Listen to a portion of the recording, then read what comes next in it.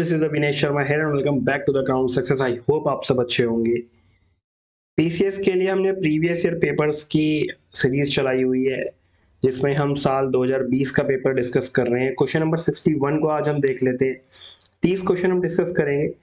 जो 61 तुम्हारा क्वेश्चन है वो उसमें बोला हुआ है कि उत्तर प्रदेश के किस हवाई अड्डे को भारत के केंद्रीय मंत्रिमंडल ने 24 जून 2020 को अंतर्राष्ट्रीय दर्जा स्वीकृत किया है। अगर आप लोग करंट कवर कर रहे होंगे तो आपको कहीं ना कहीं थोड़ा बहुत क्लिक हो रहा होगा ये कि ये जो है 24 जून 2020 को देखिए केंद्रीय मंत्रिमंडल द्वारा कुशीनगर एयरपोर्ट यानी उत्तर प्रदेश में इसको अंतर्राष्ट्रीय हवाई अड्डे का दर्जा जो है दिए जाने की मंजूरी प्रदान की गई है। तो आंसर हो गया इसका ऑप्शन डी, कुशीनगर हवाई अड्डा। फिर दूसरा है इसमें कि सूची 1 को सूची 2 के साथ सुमेलित करना है और इसमें राष्ट्रीय उद्यान दिए गए हैं जैसे इंद्रावती, मोलम, कलेसर, बेतवा। और इसमें सूची 2 में है राज्य है झारखंड, हरियाणा, गोवा, छत्तीसगढ़। अब दिमाग लगाना हमें किस तरह से, देखो यहाँ पे हम इस तरह के क्वेश्चंस को अगर आपको आते हैं क्वेश्चन तो ठीक है कि हाँ भाई आते। जैसे मैं अपना पर्सनली बताऊं कि जब मैं ये वाला क्वेश्चन सॉल्व कर रहा था तो मुझे पर्सनली ये क्वेश्चन नहीं आता था, ठीक है, मुझे नहीं पता था, कोई आइडिया नहीं था मुझे। लेकिन मैंने थोड़ा सा हिसाब लगाया कि ये जो हो सकता है इसमें कि कलेसर को हमने देखा, कलेसर को मैंने देखा कि कलेसर जो हो सकता है वो हो सकता है आपके हरियाणा में। मैंने यहाँ से थोड़ा सा दिमाग लगाया कि कलेसर राष्ट्रीय उद्यान, कलेसर, क्योंकि देखो मोल्लेम नहीं हो सकता हरियाणा में, मोल्लेम नहीं हो सकता। मोल्लेम होगा तो कहीं आपके हिसाब से साउथ की तरफ होगा, मोल्लेम साउथ की तरफ होगा। अब साउथ में यहाँ क्या क्या है, साउथ में यहाँ गोवा है, ठीक है, झारखंड आपका मध्य में आ गया और छत्तीसगढ़ भी आपका मध्य में आ गया। लेकिन यहाँ पर नाम इस तरह का नहीं हो सकता। मोल्लेम या तो आंध्र प्रदेश हो सकता है, कर्नाटक हो सकता है, ठीक है, या फिर गोवा हो सकता है। गोवा भी एक बार को हो सकता है, ठीक है। अब साउथ में यहाँ पर नाम क्या है, गोवा। तो मोल्लेम को मैंने इसमें दिमाग लगाया यहाँ पे क्योंकि ये मोल्लेम नाम जो है ना, ऐसे मोल्लेम ये तमिल तेलुगु कुछ इस तरह से नाम से रिलेट कर रहा है ये, इसलिए गोवा होना चाहिए, ठीक है। तो मैंने देखा कि बी वाला कहाँ रिलेट कर रहा है, बी वाले में 3 वाला, यहाँ मेरा ये कंफर्म हो गया, ठीक है। दूसरा फिर मैंने देखा कलेसर, कलेसर हरियाणा से रिलेट कर सकता है, कलेसर नाम हरियाणा में हो सकता है, हरियाणा जैसा हो सकता है। तो ये हरियाणा, इधर ये झारखंड नहीं है, ये हरियाणा, ठीक है। मेरे दो ये रिलेट कर गए। मैंने इन दो के बेस पर यहाँ पे रिस्क लिया 50-50 का, जैसे 50-50 रेशियो का रिस्क लेना होता है, देखो रिस्क तो लेना पड़ेगा, है ना। तो मैंने 50-50 रेशियो का यहाँ पर रिस्क लिया और मैंने इसका आंसर लगाया ऑप्शन ए, और यही इसका आंसर था। आप यकीन माने इसका आंसर यही निकला। कलेसर हो गया आपका हरियाणा यानी कि सी का दूसरा वाला मेरा ठीक हो गया। फिर एक हो गया आपका फोर्थ वाला इंद्रावती छत्तीसगढ़, और बेतवा हो गया आपका झारखंड से रिलेटेड, ठीक है। आंसर इज ऑप्शन ए, ठीक है जी। फिर आता है आपका क्वेश्चन नंबर 63।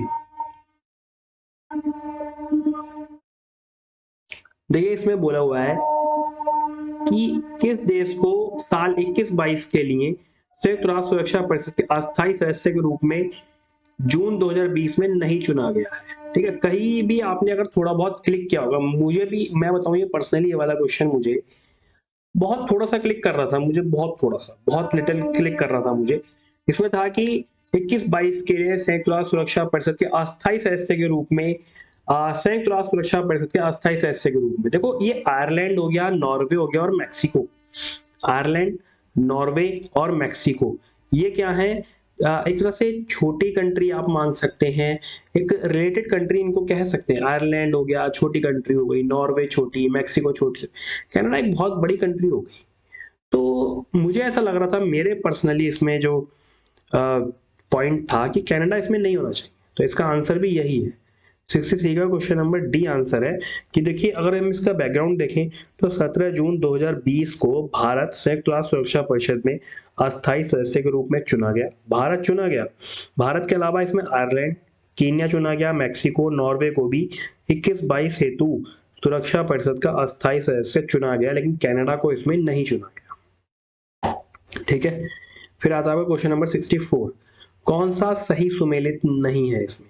देखिए बैकग्राउंड इसके समझ लेते हैं हम पहले। देखिए कर्नाटक में क्या है, बेल्लारी है स्थित लौह अयस्क के उत्खनन के लिए प्रसिद्ध है। कर्नाटक में बेल्लारी लौह अयस्क के उत्खनन के लिए प्रसिद्ध है, ठीक है। इसमें पूछा कौन सा सही सुमेलित नहीं, जब लौह अयस्क कर्नाटक बेल्लारी प्रसिद्ध है, कहाँ पर है बेरलाली? कर्नाटक में ही है।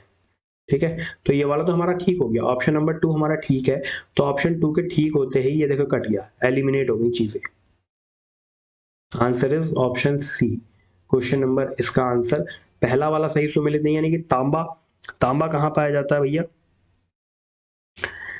तांबा मिलेगा आपको, एक तो इसमें लगाया चित्रदुर्ग, लेकिन राजस्थान में मैग्नीज अयस्क का जमाव है, उदयपुर पाली आदि जिलों में ये पाया जाता है।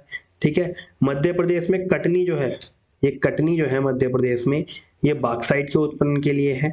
इसके अलावा मैग्नीज अभी हमने देखा राजस्थान में मैग्नीज अयस्क है, ये इसका जमाव बांसवाड़ा में, ना कि भीलवाड़ा में, बांसवाड़ा में है ये। ठीक है, और लौह अयस्क जो है चित्रदुर्ग में मैग्नीज का उत्खनन किया जाता है, लौह अयस्क का उत्खनन किया जाता है। तो इसका आंसर इस तरह से कुछ रिलेट करके option C is right answer. ठीक है, फिर अब तक आपका हमारा क्वेश्चन नंबर 65।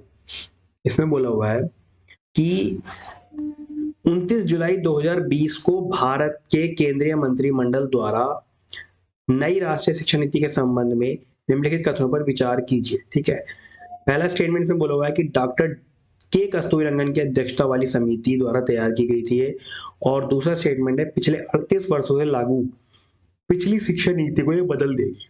कहीं ना कहीं आपने अगर थोड़ा बहुत भी पढ़ा है ना, तो आप ये इतना तो जान लेंगे कि हाँ स्टेटमेंट 2 तो बिल्कुल ठीक है। इसमें अब आता है स्टेटमेंट 1 के बारे में। इसमें अगर हम बैकग्राउंड देखें तो सबसे पहले 1968 में राष्ट्रीय शिक्षा नीति जारी की गई थी। ठीक है, इसके बाद 1986 में, पहले 68 में जारी हुई और फिर 1986 में दूसरी राष्ट्रीय शिक्षा नीति जारी हुई। ठीक है, इसके 34 सालों के बाद, 34 सालों के बाद जुलाई 2020 में भारत सरकार द्वारा नई राष्ट्रीय शिक्षा नीति 2020 को मंजूरी दी गई, मंजूरी दी गई। इस शिक्षा नीति के निर्माण के लिए वैज्ञानिक के कस्तूरीरंगन की अध्यक्षता में एक समिति का गठन किया गया। ठीक है, तो इसमें आंसर हो गया आपका, देखिए ये नहीं, सॉरी हमारा एक गलत हो गया, ये 38 वर्ष है, मुझे लगा ये 34 साल है, तो ये गलत है। ये 34 साल में चेंज हुई है ये, क्योंकि पहले आई थी, इसके पहले आई थी 1986 में, फिर आई 2020 में। तो ये अगर आप कैलकुलेट करेंगे तो ये 34 साल बैठते हैं। तो आंसर बी तो ये कट गया, ये बी तो सही नहीं है। जब बी सही नहीं है और पहला वाला जो डॉक्टर के कस्तूरीरंगन की अध्यक्षता वाली समिति द्वारा तैयार की गई थी, ये बिल्कुल ठीक है स्टेटमेंट। तो आंसर हो गया इसका ऑप्शन ए। ठीक है, ये भी आपका कट गया। फिर अगला क्वेश्चन है आपका कश्मीर घाटी के बारे में। कश्मीर घाटी स्थित कहाँ पर है? देखिए सीधा सीधा अगर आपने थोड़ी बहुत भी ज्योग्राफी पढ़ी हो और मैपिंग की हो, तो पीर पंजाल और हिमाद्री पर्वत श्रेणियों के मध्य कश्मीर घाटी है। क्योंकि कांगड़ा और धौलाधार तो से तो रिलेट नहीं करती है, कुछ भी नहीं है। महाभारत और धौलाधार से कोई मतलब ही नहीं है, पीर पंजाल महाभारत से भी कोई मतलब नहीं है। इसका सीधा सीधा आंसर बन रहा है ऑप्शन बी। ठीक है, पीसीएस में बहुत ज्यादा दिमाग लगाकर क्वेश्चंस को सॉल्व करना है। फिर आता है क्वेश्चन नंबर 67। इसमें बोला गया है कि किस संघ राज्य क्षेत्र द्वारा 7 अगस्त 2020 को विद्युत चलित वाहन नीति की घोषणा की गई थी? विद्युत चलित वाहन नीति की घोषणा की गई थी, दिल्ली में की गई थी। बैकग्राउंड अगर हम इसका समझें तो दिल्ली सरकार द्वारा विद्युत चलित वाहन नीति जारी की गई। इसका उद्देश्य शहर की अर्थव्यवस्था को गति प्रदान करना, प्रदूषण को कम करना और यातायात क्षेत्र में रोजगार के अवसर की रचना करना, यानी कि अवसर सृजित करना। ठीक है, फिर आता है क्वेश्चन नंबर 68। इसमें बोला गया है कि यमुना नदी की सहायक नदियों पर विचार करें और पश्चिम से पूर्व की ओर जो उनका क्रम है उसको व्यवस्थित करें। तो देखिए 4 हैं इसमें, बेतवा, केन, सिंध, चंबल। ठीक है, सबसे वेस्ट में जो इसके आएगी वो आएगी चंबल नदी, पश्चिम नदी सबसे वेस्ट में। ये देखिए ये इस तरह से कुछ चंबल नदी है ये। ठीक है, फिर आएगी इसकी बात सिंध नदी, ये सिंध कुछ इस तरह से, ये यमुना नदी बह रही है ना, तो ये सिंध नदी हो गई आपकी। ठीक है, फिर आएगी आपकी बेतवा, ये बेतवा हो गई, ये केन हो गई, कुछ इस तरह से है। तो आंसर हो गया इसका ऑप्शन ए। सबसे पहले चंबल, फिर सिंध नदी, फिर बेतवा नदी और फिर केन नदी आती है आपकी। ठीक है, फिर क्वेश्चन नंबर 69 है। इसमें बोला गया है कि किस भारतीय फाउंडेशन ने अगस्त 2020 में फूड विजन 2050 पुरस्कार प्राप्त किया है? किस विजन फाउंडेशन ने किया? देखिए अगस्त 2020 में रॉकफेलर फाउंडेशन द्वारा न्यूयॉर्क में फूड विजन 2050 पुरस्कार में हैदराबाद स्थित एक गैर लाभकारी संस्था है जिसका नाम है नांदी फाउंडेशन। इसको विश्व में शीर्ष 10 विजनरीज में शामिल किया गया है। ठीक है, तो आंसर हो गया इसका नांदी फाउंडेशन। फिर आता है आपका कौन सा सही सुमेलित नहीं है। देश दिए हुए हैं और लौह खनिज उत्पादक क्षेत्र भी दिए हुए हैं। कौन सो ही सुमेलित नहीं है। देखिए कजाकिस्तान के बारे में देखा कारगांडा, ठीक है, बिल्कुल सही सुमेलित है ये। यूक्रेन के बारे में दे रखा है क्रिवोइराग, ये भी बिल्कुल सही सुमेलित है। ठीक है, कजाकिस्तान सही है, यूक्रेन ठीक है। फिर आता है आपका जर्मनी में है नॉर्मेंडी, बिल्कुल ठीक सुमेलित है ये।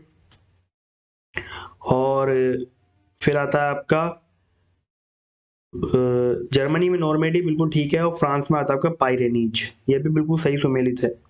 लौह खनिज उत्पादक क्षेत्र है ये। इसमें कुछ गड़बड़ी है शायद क्वेश्चन में, तो कोई नहीं, चलो वो देख लेते हैं हम, ये हमारा विषय नहीं है, हमें बस ये जानना था कौन सा कहाँ पर है।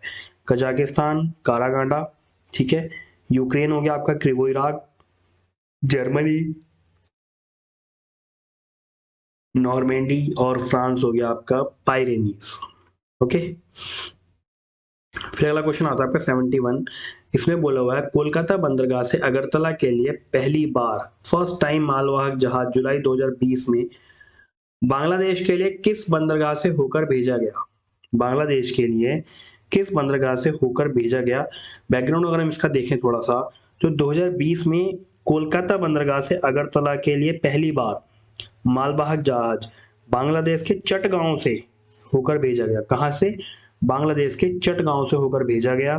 ठीक है, ये जो है ना भारत बांग्लादेश कनेक्टिविटी और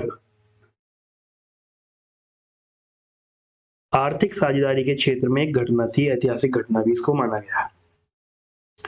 तो आंसर हो गया इसका ऑप्शन डी।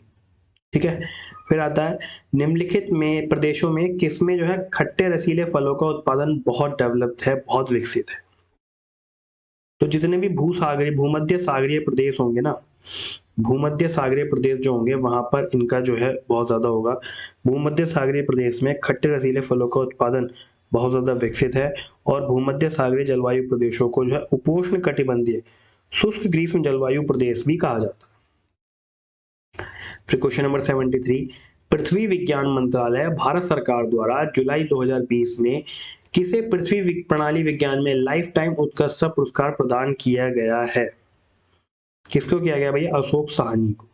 ठीक है, फिर क्वेश्चन नंबर 74, उष्ण कटिबंधीय चक्रवात दिए हुए हैं और इसमें देश दिए हुए हैं। यहाँ पे भी देखो आप अपनी बेसिक नॉलेज से क्वेश्चन को सॉल्व कर सकते हो। जैसे हरिकेन, टाइफून, विली विलीज, ये तीन के नाम तो मैं मानता हूं, जिसमें से हरिकेन और टाइफून का नाम तो हर किसी ने सुन रखा होगा, हरिकेन का सुन रखा होगा, फिर थर्ड नंबर पे आपने सुन रखा होगा विली विलीज का नाम, और बैगुओ को नाम शायद है कि बहुत लोगों ने सुना हो। पर्सनली मैंने तो नहीं सुना था बैगुओ का नाम। ठीक है, उसके बाद से जब ये क्वेश्चन मैंने देखा 2020 में, उसके बाद से मैं जानता हूँ बैगुओ चक्रवात को। लेकिन टाइफून नंबर 1, हरिकेन और विली विलीज, इनको मैं बहुत अच्छे से जानता था, इसी से मैंने ये क्वेश्चन सॉल्व किया। ठीक है, देखिए हरिकेन जो है ना, आपने कई बार न्यूज में पढ़ा होगा, न्यूज चैनल्स में पढ़ा होगा, बहुत ज्यादा न्यूज में देखा होगा। ये हरिकेन चक्रवात जो है यूएसए का चक्रवात है। ठीक है, कहाँ का चक्रवात है? यूएसए का चक्रवात है। तो हमारे ये ऑप्शन तो ये वाले कट गए, सी और डी तो हमारे कट गए। अब बचे ऑप्शन ए और बी। उसके बाद में आपने टाइफून के बारे में देखा होगा, तो टाइफून ज्यादातर आपका चाइना में मिलता है। ज्यादातर आपका टाइफून जो है ना चाइना में आता है। और फिर विली विलीज जो आता है ना आपका, ये ऑस्ट्रेलिया में पाया जाता है। कहाँ पे पाया जाता है? ये ऑस्ट्रेलिया में। बैगुओ जो है फिलीपींस का है। ठीक है, आंसर हो गया इसका ऑप्शन बी, बैगुओ फिलीपाइंस में हो गया ये। ठीक है, बी का फोर्थ हो गया हरिकेन यूएसए, फिर सी का सेकंड हो गया टाइफून चाइना में आपका, और विली विलीज ऑस्ट्रेलिया का। याद कर लो, willy willies Australia, willy willies Australia. ठीक है, typhoon China, hurricane USA, willy willies Australia, typhoon China, hurricane USA. Okay, eutrophication का एक क्वेश्चन है। इसमें बोला गया कि इसके संबंध में कौन से कथन सही है। ये जल में घुलित ऑक्सीजन को कम करता है, बिल्कुल सही है। ठीक है, और जल निकाय के पोषक तत्व संवर्धन की घटना है। ऑप्शन दोनों ही इसके ठीक है। और बैकग्राउंड अगर हम थोड़ा सा देख लें, तो जल निकाय में जैविक और अजैविक दो प्रकार के पोषक तत्वों की वृद्धि हो जाती है। जल निकाय में, ठीक है, जैविक और अजैविक दो प्रकार के पोषक तत्वों की जो है वृद्धि हो जाती है, जिससे इस घटना को क्या होता है, इसे हम सुपोषण या यूट्रिफिकेशन कहते हैं। इस घटना को जब जल निकाय में जैविक और अजैविक दोनों प्रकार के पोषक तत्वों की वृद्धि होगी तो इसे हम यूट्रोफिकेशन कहते हैं। अपशिष्ट क्या है, जलों के बहाव के साथ साथ कार्बनिक पोषक तत्वों के जाने के अलावा कार्बनिक अपशिष्ट का जमाव भी जलाशयों की पोषक मात्रा को बढ़ा देता है। मैक्सिमम पोषकों की उपस्थिति में शैवालों का विकास तेजी से होने लगता है। शैवाल के साथ साथ जलीय पौधों की संख्या भी बढ़ती है और श्वसन क्रिया के लिए यानी सांस लेने की क्रिया के लिए जल के मैक्सिमम ऑक्सीजन को अपने यूज में ले लेते हैं। इससे क्या होता है, जल में घुलित ऑक्सीजन जो है कम होने लगता है और ऑक्सीजन के अभाव में जलीय जंतु मरने लगते हैं। ठीक है, इसकी पूरी कहानी, इसकी पूरी बैकग्राउंड है ये। फिर क्वेश्चन नंबर 76 आता है आपका, डार्लिंग श्रृंखला ऑस्ट्रेलिया के निम्नलिखित तटों में किस पर अवस्थित है? डार्लिंग श्रृंखला ऑस्ट्रेलिया के दक्षिण पश्चिमी तट पर है। ये श्रृंखला जो होगी ना, पर्वत श्रृंखला, आप ऑस्ट्रेलिया का नक्शा उठा के देखना तो ये पश्चिम में ज्यादा है। ठीक है, एक ग्रेट बैरियर रीफ है, वो कौन सा पर्वत है जो पूर्व से सॉरी उत्तर से दक्षिण को है, नाम मुझे अभी ध्यान नहीं आ रहा वो कौन सा पर्वत है ऑस्ट्रेलिया में। तो इस तरह से रिलेट करके आप इसे दक्षिण पश्चिमी तट आंसर इसका लगा सकते हैं। क्वेश्चन नंबर 77 है कि ये घटनाएं जो हैं उनके प्रारंभ के काल के क्रम के अनुसार उन्हें व्यवस्थित कीजिए। सबसे पहले कौन सी घटना हुई थी? देखिए इसका जो आंसर रहेगा ना आपका 77, प्रोजेक्ट टाइगर, हाथी, वन्यजीव संरक्षण अधिनियम और जैव विविधता। सबसे पहले आपका वन्यजीव संरक्षण अधिनियम आएगा, आपका वन्यजीव संरक्षण अधिनियम। ठीक है, फिर आता है आपका 1973 में प्रोजेक्ट टाइगर। ओके, उसके बाद में आता है आपका, क्योंकि 1972 में हुआ था वन्यजीव संरक्षण अधिनियम, ये हुआ था 72 में, फिर 73 में आपका आता है प्रोजेक्ट टाइगर। ओके, फिर आता है आपका प्रोजेक्ट हाथी, ये 1992 का है, 1992 का है ये प्रोजेक्ट हाथी। और जैव विविधता अधिनियम ये 2002 में पारित किया गया, ये 2002 में पारित किया गया। सबसे पहले आ गया आपका 72 में वन्यजीव संरक्षण अधिनियम, फिर 73 प्रोजेक्ट टाइगर, 92 प्रोजेक्ट हाथी और जैव विविधता अधिनियम 2002 में। ठीक है, तो आंसर हो गया इसका ऑप्शन सी। कौन सी महासागरीय धारा हिंद महासागर से संबंधित है? कई बार ये क्वेश्चन बना हुआ है, कई बार क्वेश्चन ये बना हुआ है। ठीक है, देखिए इसमें जो धाराएं दी हुई ना, एक दी हुई है अगुलहास और फ्लोरिडा धारा, ये जो है ना हमेशा गर्म धाराएं हैं, और इसके अलावा कनारी और क्यूराइल धारा जो है ये ठंडी धारा है। अब यहां से आप क्वेश्चन को सॉल्व कर सकते हैं, पूछा इसने हिंद महासागर के बारे में। फ्लोरिडा और अगुलहास ये गर्म धारा है, तो हिंद महासागर में कौन सी चलेगी भैया? हिंद महासागर में चलेगी गर्म धारा, तो अगुलहास इसका आंसर है। लेकिन फ्लोरिडा धारा चलती है वो अटलांटिक में चलती है। ठीक है, इसके अलावा कनारी चलती है, ये भी अटलांटिक में चलती है, और क्यूराइल धारा जो है प्रशांत में चलती है। क्यूराइल, यहाँ पे थोड़ा सा अपवाद है, आपको थोड़ा याद रखना पड़ेगा, याद करना पड़ेगा। फ्लोरिडा और कनारी जो है अटलांटिक में चलती है, जिसमें से फ्लोरिडा धारा जो है गर्म है और कनारी ठंडी धारा है। ठीक है, क्वेश्चन नंबर 79, एक पारिस्थितिक तंत्र के विभिन्न घटकों से होकर पोषक तत्वों का गुजरना क्या कहलाता है? इसे हम कहते हैं जैव भू रासायनिक चक्र। एक पारिस्थितिक तंत्र के विभिन्न घटकों से होकर या घटकों से होकर पोषक तत्वों का गुजरना जैव भू रासायनिक चक्र यानी कि बायो जियोकेमिकल साइकिल कहलाता है। इसके तहत जैव मंडल में जीवधारी और पर्यावरण के बीच विभिन्न रासायनिक तत्वों का चक्रीय प्रभाव भी होता है, यानी कि पारिस्थितिक तंत्र के विभिन्न घटकों से होकर पोषक तत्वों का गुजरना जैव भू रासायनिक चक्र कहलाता है। ठीक है, फिर से सुमेलित करने की बात आ गई है। क्वेश्चन नंबर 80, इसमें निर्जातीय समूह है और देश दिए हुए हैं, कौन सा समूह कहाँ पाया जाता है? बहुत ही सिंपल है, आपने एनसीईआरटी पढ़ी हुई, क्वेश्चन एनसीईआरटी से बना हुआ है। यहूदी, टेढ़ा जनजाति, तो यहूदी तो भैया इजराइल में पाए जाते हैं आपके। ए का आंसर हो गया ऑप्शन 4, यहूदी आपके इजराइल में पाए जाते हैं, तो ये स्टेटमेंट गई कट। फिर आती है आपकी टेढ़ा जनजाति, तो टेढ़ा जनजाति जो है ना ये लीबिया की है, बी का हो गया ऑप्शन 3 वाला। ठीक है, टेढ़ा जनजाति लीबिया की है, और जब 2 पता चलते ही ये भी कट गए, ये भी कट गए, ऑप्शन डी इसका राइट आंसर हो गया। टेढ़ा जनजाति आपकी लीबिया की है, फिर आती है आपकी बेरर जनजाति। बेरर जनजाति आपकी मिस्र की है, ठीक है, याद करना इसको। बेरर जनजाति मिस्र की है और लुर जनजाति जो है ईरान की है, ठीक है। यहूदी इजराइल, टेढ़ा लीबिया, बेजा मिस्र, लुर जो है ईरान की है। फिर अगला क्वेश्चन है 81, मिट्टी बचाओ आंदोलन कहां से स्टार्ट हुआ था भारत में? देखिए भारत में मिट्टी बचाओ आंदोलन मध्य प्रदेश के होशंगाबाद जिले से स्टार्ट हुआ था, तो इसका आंसर हो गया ऑप्शन डी, होशंगाबाद जिला मध्य प्रदेश, मिट्टी बचाओ आंदोलन स्टार्ट हुआ था। फिर क्वेश्चन नंबर 82 है, इसमें भी कौन सा एक सही सुमेलित नहीं है? देश दिए हुए हैं, राजधानी दी गई है, ठीक है। तो देखिए ये जो है ना, इसमें सुमेलित करना है, इसका आंसर जो रहेगा केप वर्डे जो है, केप वर्डे, इसकी राजधानी है प्राय, PRAI। केप वर्डे की राजधानी प्राय है, ना कि बामाको, ठीक है जी। तो इसमें मोरक्को की राजधानी आपकी रबात हो गई, ट्यूनीशिया की ट्यूनिश हो गई, अल्जीरिया की अल्जियर्स हो गई, लेकिन केप वर्डे की राजधानी जो है आपकी प्राय है। बमाको जो है आपकी माली की राजधानी है, बमाको माली की राजधानी है, ठीक है।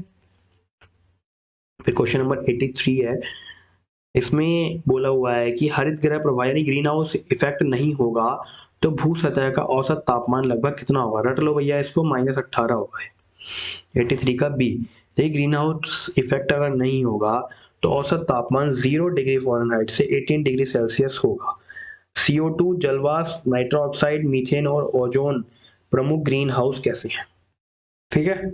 0 डिग्री फ़ारेनहाइट से 18 डिग्री सेल्सियस तक, ओके। क्वेश्चन नंबर 84 क्या कहता है? दक्षिण अफ्रीका का पोस्टमासबुर्ग और उसका सीमावर्ती क्षेत्र किस खनिज का प्रमुख उत्पादक है? कौन सा? दक्षिण अफ्रीका का पोस्टमासबुर्ग। देखिए दक्षिण अफ्रीका का पोस्टमासबुर्ग और उसका सीमावर्ती क्षेत्र जो है ना, मैग्नीज खनिज का एक प्रमुख उत्पादक है। किसका उत्पादक है? मैग्नीज खनिज का, ठीक है। इसका आंसर हो गया ऑप्शन सी। फिर आता है समुदायों का पूर्ण क्रम जो क्रमशः एक निश्चित स्थान पर बदलता है। समुदायों का एक पूर्ण क्रम जो एक निश्चित स्थान पर बदलता है उसे हम सीयर कहते हैं, ठीक है। क्या कहते हैं उसको? हम सीयर। फिर है सूची, पर्वत हैं, देश हैं। एटलस के बारे में बात करें तो एटलस मोरक्को में है। कहां पर है एटलस? मोरक्को में। फिर माउंट किलिमंजारो तंजानिया में है, माउंट किलिमंजारो तंजानिया में। चिम्बरोजो, चिम्बरोजो आपका मिलता है इक्वाडोर में, ठीक है। और पायरेनीज आपका है फ्रांस में। कहां पर है? फ्रांस में। चिम्बरोजो इक्वाडोर में, पायरेनीज फ्रांस में, ओके। किस प्राकृतिक पदार्थ में Fe यानी कि लौह विद्यमान होता है? अच्छा क्वेश्चन है, याद करने वाला क्वेश्चन है। तो ये मायोग्लोबिन में, ठीक है। मायोग्लोबिन क्या है? सभी स्तनधारियों, कशेरुकियों प्राणियों के पेशीय ऊतकों में पाया जाने वाला एक प्रोटीन है और Fe जो है इसका एक आवश्यक घटक है। तो क्या आंसर हो गया इसका? मायोग्लोबिन। फिर हम मलेशिया में जो किंटा घाटी है वो प्रसिद्ध है किसके लिए? मलेशिया में किंटा घाटी टिन के उत्पादन के लिए प्रसिद्ध है। किसके उत्पादन के लिए भैया? टिन के उत्पादन के लिए। याद करने वाली चीज है, मलेशिया में किंटा घाटी टिन के उत्पादन के लिए प्रसिद्ध है। फिर क्वेश्चन नंबर 89, जीन के भीतर अनुक्रम आधार में परिवर्तन क्या कहलाता है? जीन के भीतर अनुक्रम आधार में परिवर्तन जो होता है उसे हम उत्परिवर्तन कहते हैं, ठीक है, यानी कि म्यूटेशन भी कहते हैं। उद विकास के लिए अनुवांशिक परिवर्तन स्थापित करने में उत्परिवर्तनों का बहुत ज्यादा इंपॉर्टेंस होती है, इनकी महत्व होता है, इसे हम म्यूटेशन कहते हैं। जीन के भीतर अनुक्रम आधार पर जो परिवर्तन होगा उसे हम म्यूटेशन या हिंदी में उत्परिवर्तन कहते हैं। फिर किन देशों से होकर भूमध्य रेखा नहीं गुजरती है? 90 वाला क्वेश्चन। देखिए भूमध्य रेखा जो है ना 13 देशों से गुजरती है, जिसमें आपका ब्राजील आता है, इक्वाडोर होता है, ठीक है। ब्राजील हो गया, इक्वाडोर, कोलंबिया, साओ टोम और प्रिंसिप, कांगो गणराज्य, युगांडा, सोमालिया, गैबन, कांगो लोकतांत्रिक गणराज्य, कीनिया, इंडोनेशिया, मालदीव्स, किरिबाती, ठीक है, मालदीव्स, किरिबाती। तो कांगो गणराज्य निकलती है, रवांडा से निकलती है, भूमध्य रेखा गिनी से नहीं निकलती, तो आंसर इज ऑप्शन डी। ये 30 क्वेश्चन हमने आज डिस्कस किए हैं। अब नेक्स्ट लेक्चर में 2020 के हम बचे हुए 60 क्वेश्चन जो आपके 91 से लेके 150 तक है पूरे हम कवर कर लेंगे, ठीक है। तो सपोर्ट करो, आप लोगों से रिक्वेस्ट है कि इसी तरह से सीरीज़ को हम चलाते रहेंगे। आप लोग शेयर करिए, और कोई चीज़ अगर आपको समझ नहीं आती तो आप लोग कमेंट में बताएं, मुझे पर्सनली मेल कर सकते हैं, आप बता सकते हैं कैसे भी करके, मैं उसको सॉल्व करने की कोशिश करूँगा। तो चलिए आज के लिए बस इतना ही। वीडियो अच्छी लगी हो तो फीडबैक जरूर दीजिए, और साथ ही चैनल को भी सब्सक्राइब कीजिए, जिससे कि मुझे भी मोटिवेशन मिलेगा और आपकी प्रिपरेशन को बेटर करने के लिए मैं और भी इस तरह की वीडियोस लाता रहूँगा। सो बने रहिए, मिलते हैं अपने अगले लेक्चर में। Thank you.